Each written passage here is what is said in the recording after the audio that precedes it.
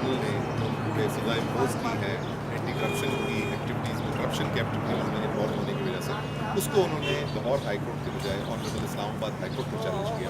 यहाँ आके हमने इस पर ऑब्जेक्शन उठाया है कि चूँकि इस्लामाबाद की टेरिटरी में तो कुछ भी नहीं हुआ। उन्होंने कहा जी हम इस्लामाबाद यूनाइटेड को रिप्रेजेंट कर रहे थे, तो उस आर्गूमेंट के दौरान पीसीबी की तरफ से मुझे इन्फॉर्मेशन आई कि इस्लामाबाद यूनाइटेड का भी इस्लामाबाद में कोई ऑफिस नहीं है। इस्लामाबाद यूनाइटेड का जो ऑफिस है वो लाहौर और हांगकॉन्ग में मौजूद है। तो लिहाजा इस ऑनरेबल हाई कोर्ट की जुरिसडिक्शन इस मामले में जहाँ तक है, और जज साहब भी बार बार जो शकील खान साहब के काउंसिल हैं उनसे बार बार ये सवाल पूछते रहे कि इस्लामाबाद हाई कोर्ट की जुरिसडिक्शन कैसे बनती है, जो इस मामले में बिल्कुल नहीं है। तो अभी हमने मेरिट्स पे तो हम गए ही नहीं, मेरिट्स पे तो हमारा बहुत ही स्ट्रॉन्ग केस है। अभी तो हमने सिर्फ उनको एक टेक्निकलिटी पे ही